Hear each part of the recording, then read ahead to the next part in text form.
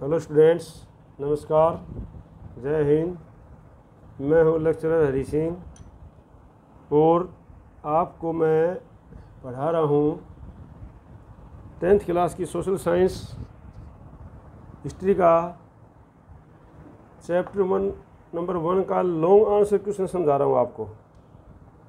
10th class history में chapter number 1 का long answer question जो है वो मैं आपको समझा रहा हूँ, ठीक है नहीं? तो आप ध्यान से समझ लेना। पार्ट मैंने चैप्टर मैंने पूरा भेज दिया है आपके पास में, पूरे वीडियो है, उनको आप जो है चैप्टर का नाम डालना, लेक्चरर भाई हरी सिंह सर करना, आपको मिल जाएंगे, आप उसको पढ़ सकते हो। शॉर्ट आंसर क्वेश्चन भेज दिया मैंने, मल्टीपल चॉइस क्वेश्चन भी पढ़ा दिया है मैंने, वीडियो में भेज दिया है। आप लोग उनको तैयार कर सकते हो आराम से, किसी भी उसमें टॉपिक का नाम डालो और 10th क्लास हिस्ट्री का सोशल साइंस में हिस्ट्री का 5वां चैप्टर में भेज चुका हूँ। तो पहले चैप्टर का डिटेल में शॉर्ट आंसर क्वेश्चन भेज चुका हूँ, मल्टीपल चॉइस क्वेश्चन भेज चुका हूँ। अभी जो मैं आपके पास लॉन्ग आंसर क्वेश्चन समझा रहा हूँ, मैं आपको जो इम्पोर्टेंट है वो समझा रहा हूँ, ठीक है ना? वो आप लिख लेना अपनी कॉपी में और याद कर लेना इनको। तो देखो, अभी पहला क्वेश्चन है आपका, describe the explosive condition prevailed in the Balkans after 1871 in Europe. तो मैं आपको फर्स्ट चैप्टर में अच्छे से पढ़ा चुका हूँ कि भाई बाल्कन की 1871 में जो बाल्कन्स एरिया था उसके अंदर एक्सप्लोजिव कंडीशन का होता है विस्फोटक परिस्थितियाँ। विस्फोटक परिस्थितियों का मतलब कभी भी वहाँ पर कुछ ना कुछ हो सकता है। तो विस्फोटक परिस्थितियाँ थी, वो किस प्रकार से हुई, तो इसके बारे में है ये। तो ये मैं आपको समझा रहा हूँ अभी। तो एक्सप्लोजिव कंडीशन का मतलब होता है विस्फोटक परिस्थितियाँ जो है 1871 में कैसे हुई, उनके बारे में मैं आपको एक्सप्लेन कर रहा हूँ, ठीक है ना? वर्णन कर रहा हूँ उनके बारे में। The explosive condition prevail in Balkans after 1871 in Europe war. Number 1 point है आपका, इनको आपने लिख लेना अच्छी तरह से अपनी कॉपी में, ठीक है ना? बहुत इंपॉर्टेंट क्वेश्चन है ये और ये आपको काम आएंगे अभी, ठीक है? तो नंबर 1 है आपका कि भाई the Balkan was a region of geographical and ethnic variation comprising modern day Romania, Bulgaria, Albania, Greek, Macedonia, Croatia, Bosnia, Herzegovina, Slovenia, Serbia and Montenegro whose inhabitants were broadly known as the Slavs। तो क्या है भाई, जो Balkan क्षेत्र है वो geographical से और इथनिकल से, जियोग्राफिक मतलब भौगोलिक दृष्टि से और इथनिक दृष्टि मतलब वहाँ पर जो है सामुदायिक दृष्टि से लोगों के अलग अलग जाति के भिन्न भिन्न प्रकार के लोग वहाँ पर थे, भिन्न भिन्न धर्मों के लोग थे वहाँ पर, भिन्न भिन्न कल्चर के लोग थे वहाँ पर, ठीक है ना? भिन्न भिन्न हिस्ट्री, उनका हिस्ट्रिक इतिहास भिन्न भिन्न था। तो इस प्रकार से जियोग्राफिकल परिस्थितियाँ वहाँ पर भिन्न भिन्न थी। तो जैसे कि आजकल जो है कौन से हैं मॉडर्न डे में, वो क्या है वहाँ पर, ये सारे वहाँ पर बाल्कन क्षेत्र में आते थे। Romania, Bulgaria, Albania, Greek, Macedonia, ये सारे जो है Croatia, Bosnia, Herzegovina, Slovenia, Serbia, ये सारे मोंटेनेग्रो, ये सारे के सारे जो इनहेबिटेंट थे वहाँ पर रहने वाले थे, वो खासकर क्या थे, ज़्यादातर मात्रा में जो थे स्लेव्स थे। स्लेव्स मतलब दास थे। तो ये था उनका इलाका, ठीक है ना? तो नंबर 1 पॉइंट ये हो गया। अब ये कारण था, भिन्न भिन्न लोग थे ये लोग। अब दूसरा था, a large part of Balkans was under the control of Ottoman Empire. और जो ऑटोमन एम्पायर में आपको पढ़ा चुका हूँ, तो लार्ज पार्ट ऑफ बाल्कन था वो किसके कंट्रोल में था? ऑटोमन एम्पायर के कंट्रोल में था भाई। The separate of the idea of romantic nationalism in the Balkan together with the disintegration of the Ottoman Empire made this region very explosive. अब क्या हुआ, जो ये आइडिया था फैला, कौन सा आइडिया? रोमांटिज्म के द्वारा, नेशनलिज्म का आइडिया जो फैला, रोमांटिक के द्वारा जो नेशनलिज्म का आइडिया जो फैला, उसने बाल्कन क्षेत्र के अंदर टुगेदर इकट्ठे हुए बालकों क्षेत्र के अंदर क्या डिसइंटीग्रेशन ले आया। डिसइंटीग्रेशन मतलब विघटन ले आया, मतलब टूट गया बालकों क्षेत्र के अंदर। भिन्न भिन्न सारे लोग सब बोलने लग गए भाई हम जो ना हम भी आज़ाद होंगे, हम भी फ्री होंगे, हमको भी फ्रीडम चाहिए, हमको भी फ्रीडम चाहिए। और ऑटोमन एम्पायर था उस क्षेत्र के अंदर, और यहाँ पर एक बहुत बड़ा परिस्थितियाँ खराब हो गई। तो सभी लोग क्या सबके अंदर क्या रोमेटिज्म के द्वारा सबके अंदर जो है नेशनलिटी की भावना आ गई, नेशनलिज्म आ गया।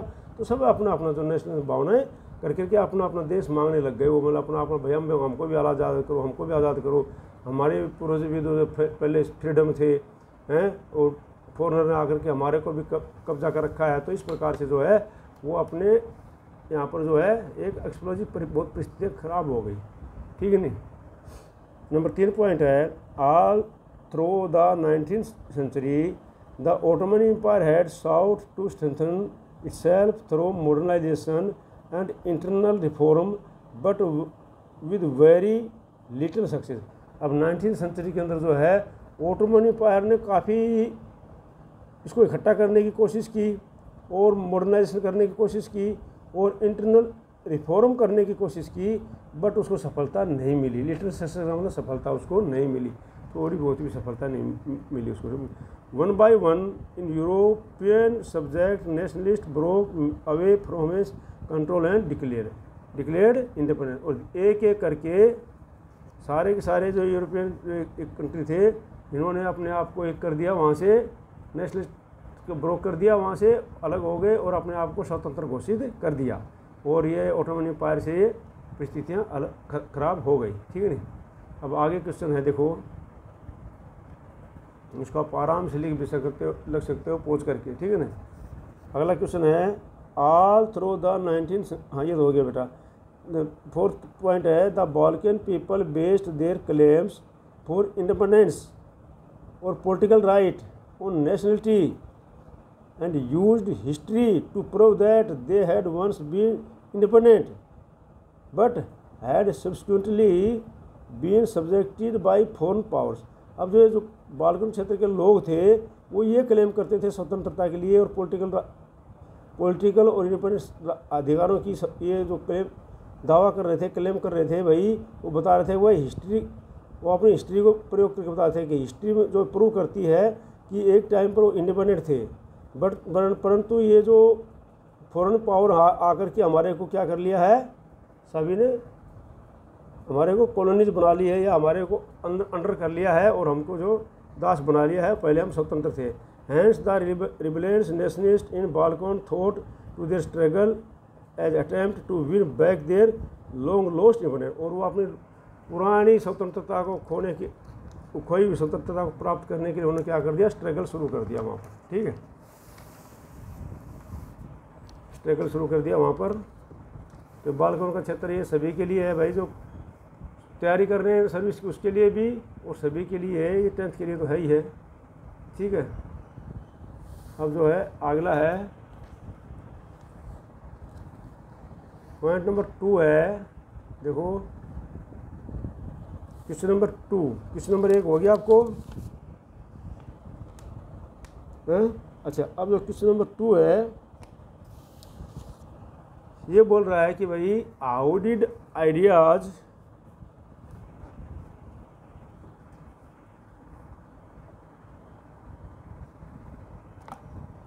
क्वेश्चन नंबर 2 है,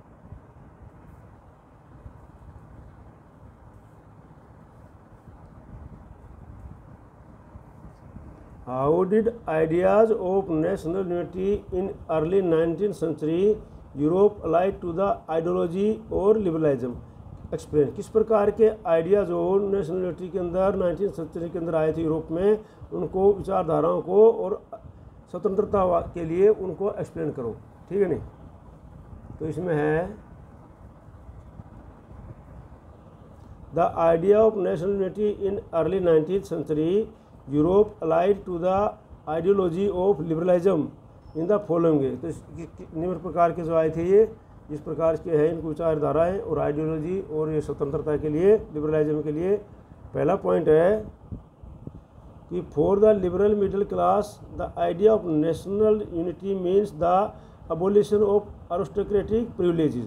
तो पहला तो जो था भाई लिबरल क्लास के लिए, मिडिल क्लास के, लिबरल मिडिल क्लास के जो क्लास थे उनका आइडिया ये था कि भाई उनका जो नेशनल यूनिटी का मतलब है अबोलिशन ऑफ अरिस्टोक्रेसी प्रिविलेज, जो उनका नेशनल यूनिटी का मतलब है अरिस्टोक्रेसी को जो सुविधाएं मिलती है उनको बंद करवाना। सबसे मेन आइडिया क्या उनका, अरिस्टोक्रेसी को सुविधाएं मिलती है उनको सब बंद कराना और सबको बराबर होना। लिबरलाइज्म स्टूड फॉर फ्रीडम, स्वतंत्रता के लिए, लिबरलाइज्म का मतलब स्वतंत्रता, फॉर इंडिविजुअल की स्वतंत्रता and equality of all before law, कानून के साथ सभी बराबर होना चाहिए। तो कहने का तात्पर्य है जो मिडिल लिबरल क्लास थे वो चाहते थे कि भाई ये जो अरिस्टोक्रेसी क्लास को प्रिविलेज दी जाती है, सुविधाएं दी जाती है, इनको बंद करना चाहिए। लिबरल स्टूड फॉर फ्रीडम, और ये फ्रीडम स्वतंत्र होना चाहिए, इंडिविजुअल का और इक्वलिटी बिफोर लॉ के सामने सभी कानून रूप से बराबर होने चाहिए। ठीक है। दूसरा जो था वो था liberalism emphasize for the concept of government, और लिबरलिज्म जो है वो दबाव डालते थे किसके ऊपर, भाई कंसेप्ट ऑफ गवर्नमेंट होना चाहिए, मतलब कि गवर्नमेंट होनी चाहिए, सरकार होना चाहिए, ये कहने कि भाई मोनार्की होना चाहिए, चुनी हुई सरकार होना चाहिए। कंसेप्ट ऑफ गवर्नमेंट का मतलब चुनी हुई सरकार होना चाहिए। इट आर्ग्यूज फॉर कॉन्स्टिट्यूशन, और कॉन्स्टिट्यूशन के ऊपर इसके आर्ग्यूज होनी चाहिए, मतलब जो भी चीज़ है कॉन्स्टिट्यूशन के द्वारा होनी चाहिए। And representative government through parliament, और पार्लियामेंट के द्वारा रिप्रेजेंटेटिव गवर्नमेंट चाहिए, पार्लियामेंट में रिप्रेजेंटेटिव होने चाहिए और वो इस प्रकार की गवर्नमेंट होनी चाहिए। National unity can be maintained by the proper governance of the parliament, और वो नेशनल यूनिटी तभी मेंटेन की जा सकती है जब दी प्रॉपर सरकार जो है पार्लियामेंट के द्वारा चलाई जाए। ठीक है ना, प्रॉपर सरकार जो है पार्लियामेंट के द्वारा चलाई जाए तभी जो नेशनल यूनिटी मेंटेन की जा सकती है। ठीक है, तो मैं आपको एक एक करके समझा रहा हूँ, क्लास में भी समझा देता हूँ, पढ़ा भी दिया है, वीडियो भी डाल दिया है सारा चैप्टर का। तो अभी भी अगर आप लोग अच्छे नंबर नहीं लेंगे, 100% नंबर नहीं लेंगे तो फिर बहुत कोई फ़ायदा थोड़ी है। In the economic sphere liberalism is in favour of freedom of markets and the abolition of state imposed restriction on movement of goods and capital. दूसरा क्या था कि इकोनॉमिक स्फेयर में, आर्थिक दृष्टि से जो है लिबरलिज्म का मतलब था कि इन favour of freedom of market, कि मार्केट के अंदर तो फ्रीडम होना चाहिए, स्वतंत्र होना चाहिए, कि गवर्नमेंट कंट्रोल करे उसके ऊपर, प्राइसेस के ऊपर वगैरह के ऊपर। और जो abolition of the state imposed restriction, और स्टेट के जो रेस्ट्रिक्शन लगाई जाती हैं उनको बंद करना चाहिए, गवर्नमेंट के द्वारा जो रेस्ट्रिक्शन लगाई उनको बंद होना चाहिए। And movement of good and capital, और मूवमेंट गुड्स एंड कैपिटल की, धन और वस्तुओं की आवाजाही फ्री होना चाहिए। ठीक है ना, इसका इकोनॉमिक स्फीयर में लिबरलिज्म का मतलब ये था। During the 19th century this was a strong demand for the middle class which was in favour of national unity, और 19th सेंचुरी के अंदर जो मिडिल क्लास की तरफ से बहुत तगड़ी डिमांड थी ये इन फेवर ऑफ नेशनल यूनिटी के लिए। तो ये क्वेश्चन आपके 2 क्वेश्चन हो गए हैं आपके, और अभी तीसरा क्वेश्चन है जो है मैं आपको बता रहा हूँ वो है कि आप जो है तीसरा क्वेश्चन ये कर लो, चलो 4 क्वेश्चन कर लो आज आप, काफ़ी है। तो ये 2 क्वेश्चन और कर देता हूँ मैं आपको ये, ठीक है ना, ये 2 क्वेश्चन और कर देता हूँ, 4 क्वेश्चन कर लोगे तो आज जो है इनको याद कर लेना अच्छी तरह से, आप लिए काफ़ी है, और इनको अच्छी तरह से लिख लेना अपनी कॉपी में। और इस वीडियो को जो है अगर सब्सक्राइब नहीं किया तो सब्सक्राइब कर दो, लाइक करो और शेयर करो, ताकि जो कि इसके ऊपर मैं Hindi, English, political science, history, geography सारे टॉपिक भेज रहा हूँ अभी, तो ये आप लोगों के काम आएगा। अभी तो मैं भेज रहा हूँ, बाद में जो है आपको ऑटोमेटिक मिल जाएगा, तो इसको जो है सब्सक्राइब कर लेना और शेयर कर लेना ज़रूरी से। अब जो है how had revolutionaries spread there ideas in many European states after 1815, तो किस प्रकार के जो रिवॉल्यूशनरी के आइडिया सेपरेट हुए, फैले मैनी यूरोप के अंदर, स्टेटों के अंदर आफ्टर 1815 में, एक्सप्लेन विद एग्जाम्पल के द्वारा। ठीक है नहीं, तो ये जो एग्जाम्पल देकर के आपने समझाना है कि किस प्रकार से आइडिया जो फैले वहाँ पर। तो बोलता है कि after 1815 due to the fear of repression many revolutionaries और liberal nationalist went underground to avoid arrest. अब बहुत से जो आफ्टर 1850 के अंदर जो थे कि भाई रिप्रेशन दबाव के कारण जो है कि वहाँ पर जो है कंजर्वेटिव आ गए थे, और उनके दबाव के कारण बहुत से जो रिवॉल्यूशनरी थे, क्रांतिकारी थे या जो लिबरल नेशनलिस्ट थे, वो सारे के सारे अंडरग्राउंड हो गए। किस लिए? टू अवॉइड अरेस्ट, कि उनको अरेस्ट ना कर लिया जाए, क्योंकि आपको पता है 1815 में जो रशिया, पर्शिया, ऑस्ट्रिया, ब्रिटेन को हरा कर नेपोलियन को हरा दिया था और वहाँ पर कंजर्वेटिव बैठा दिए थे। कंजर्वेटिव मतलब मोनार्क बैठा दिए थे, ठीक है नहीं। तो इस प्रकार से जो है ये जो लिबरलिज्म वाले थे सारे के सारे अंडरग्राउंड हो गए, ठीक है नहीं। अब उन्होंने किस प्रकार से आइडिया फैला है ये, they established many secret societies to train revolutionaries and separate their ideas. अब उन्होंने क्या किया भाई, अंडरग्राउंड होकर के सीक्रेट सोसाइटी बना दी, सीक्रेट सोसाइटी बनाई और उन्होंने सीक्रेट सोसाइटी में ट्रेन किया, उन्होंने रिवोल्यूशनरी क्रांतिकारी को ट्रेन किया और अपने आइडिया फैलाने के लिए उनको ट्रेन कर दिया, ठीक है नहीं, जो रिवोल्यूशनरी विचारों वाले थे। दूसरा पॉइंट है, they opposed monarchical form of governments that were established after the Vienna Congress. अब जो ये वियना कांग्रेस 1815 में जो हुई थी, उसके बाद में जो ये मोनार्कियल गवर्नमेंट जो फॉर्म बैठा दी गई थी, तो वे उसका अपोज कर रहे थे। वो सभी जगह सब जा करके सीक्रेट सोसाइटियों के द्वारा उनका क्या कर रहे थे, अपोज कर रहे थे। अगला क्वेश्चन है, they fought for liberty and freedom and thought the creation of nation state as a necessary part of the struggle for freedom. वो जो है लिबर्टी के लिए उन्होंने फॉट किया, फ्रीडम के लिए फाइट किया उन्होंने, और उनके विचारों को क्रिएशन करने के लिए, विचारों को फैलाने के लिए, कि नेशन स्टेट के विचारों को फैलाने के लिए, और उन्होंने बताया कि necessary part of their struggle है क्या है, फ्रीडम है। उनका जो स्ट्रगल का मेन पार्ट वो क्या है, फ्रीडम है, ठीक है नहीं। तो इनको फैलाने के लिए।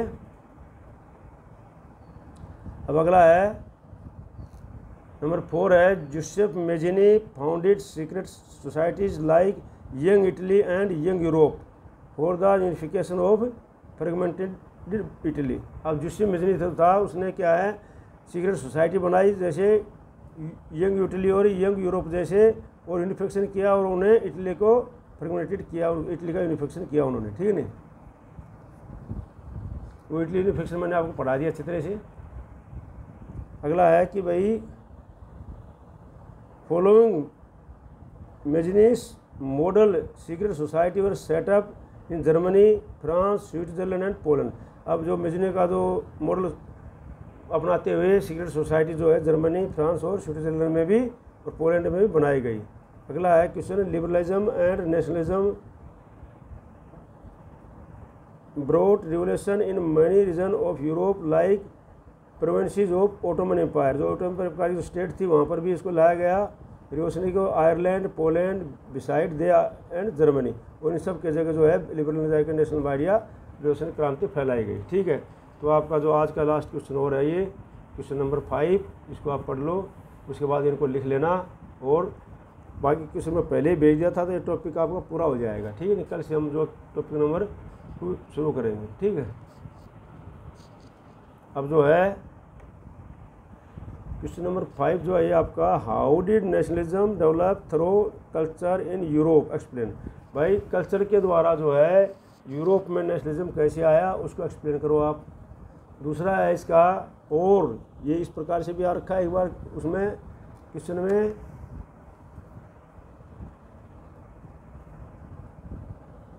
How did culture play an important role in creating the ideas of the nation in Europe. वह idea of nation in Europe में किस प्रकार से जो है कल्चर प्ले रोल करता खेल रहा है, कर रहा है, एक्सप्लेन विद एग्जांपल, एग्जांपल के द्वारा इसको एक्सप्लेन करना, ठीक है। तो ये देख लो आंसर इसका, the development of nationalism in Europe was not only the result of war and territorial expansion. जो परिणाम था नेशनलिज्म का यूरोप के अंदर, वो केवल जो है रिजल्ट ऑफ वार नहीं था, वार किसी परिणाम नहीं था, और ना ही क्षेत्रीय जो टेरिटोरियल जो एक्सपीरियंस था, बढ़ावा था, वो भी नहीं था। Culture played an important role in creating the idea of nation in Europe. तो नेशन ऑफ यूरोप के अंदर का जो आइडिया था, नेशन इन यूरोप के अंदर जो आइडिया ऑफ नेशन था, ये था यूरोप के अंदर जो बहुत बढ़िया इंपॉर्टेंट रोल प्ले किया है, वो कल्चर ने किया है। वो किसने किया है? कल्चर ने। The following example state the fact. तो फॉलोइंग जो एग्जाम्पल है उसके, ये इस प्रकार से एग्जाम्पल है इसकी, देखो आप। Art, poetry, stories and music helped express and shape nationalist feeling in Europe. जो यूरोप के अंदर जो आर्ट थी, पोइट्री थी, स्टोरीज थी और म्यूजिक था, उन्होंने बहुत ही बढ़िया मदद किया है जो नेशनलिज्म की भावना को फैलाने के लिए यूरोप में, ठीक है। दूसरा है romanticism a cultural movement in Europe developed a particular form of nationalist sentiment. जो रोमांटिज्म की भावना थी, कल्चरल मूवमेंट जो यूरोप की थी, उसने बहुत ही नेशनलिस्ट सेंटिमेंट की भावना फैलाई वहाँ पर यूरोप में। Romantic artist and poets criticize the glorification of science and reason. जो रोमांटिक आर्टिस्ट और पोइट्स थे, उन्होंने क्या किया, साइंस और रीजन का जो है तर्क, साइंस रीजन में तर्क, साइंस और तर्क का जो है, रीजन का जो है, उन्होंने क्या किया, क्रिटिसाइज की। They tried to create a sense of shared collective heritage as a basis of nation. और वो कोशिश करते थे भाई उनके जो है कलेक्टिव हेरिटेज, जो परंपराएं हैं, हेरिटेज हैं, उनको वंशवादवाद हैं जो इकट्ठे हैं, और इस नेशन के आधार पर उनको नेशन बनना चाहिए। They gave importance on emotion, institution and mystical feeling. वो जो है अपनी इम्पोर्टेंस देते थे, इमोशंस देते, इंस्टीट्यूशन और मिस्टिकल फीलिंग जो है वो उनको दर्शाते थे। ठीक है, अगला है क्वेश्चन नंबर 3 है, German philosopher Johann Gottfried Herder claim that true German culture was to be discovered among the common people. तो ये जो German philosopher Johann Gottfried Herder हुआ है, उसने बताया है कि वह जो ट्रू जर्मन कल्चर है वो डिस्कवर्ड होता है कॉमन पीपल के अंदर। मिलता है कहाँ पर मिलता है, कॉमन पीपल। उनको दास वोक कहा है, कॉमन पीपल क्या कहा उन्होंने अपनी भाषा में, दास वोक इन देर फोक सॉन्ग। और बोलता है कॉमन पीपल में मिलता है, उनके लोकगीत हैं उनमें मिलता है, फोक पोइट्री जो उनके लोक पोइट्री है उनमें मिलता है, एंड फोक डांस, और उनके फोक डांस में जो सही में जो ये मिलता है कल्चर उनका। ठीक है, ट्रू जर्मन कल्चर उसे मिला है, बोलता है। ठीक है, मिलता है। Vernacular languages and folklore strengthens our national spirit. Vernacular language और फोकलोर स्ट्रेंथन्स है, एक नेशनल भावना है। In Poland Karol Kurpinski celebrated the national struggle through opera and music. जो ये पोलैंड के अंदर जो कैरोल कुरपिंस्की था, वो उसने मनाया था नेशनल स्ट्रगल थ्रू ओपेरा और म्यूजिक के द्वारा। ठीक है नहीं। Allegory of Germania and Marianne developed the national feeling among citizen. तो उसकी अपनी सिटीजन की भावना थी। तो यहाँ पर जो है आपके क्वेश्चन हो गए, ये इनको लिख लेना। और इसके साथ ही जो आपका पहला चैप्टर है सारा कुछ कंप्लीट होता है। और इस वीडियो को जो है सब्सक्राइब कर लेना, इस चैनल को लाइक करना और शेयर करना मत भूलना, ताकि और बच्चे भी लिख लेंगे। और इसके ऊपर मैं history, geography, political science, English, Hindi, grammar सारा इसमें डालूंगा, तो आप इसको सब्सक्राइब कर लो। जय हिंद, जय भारत।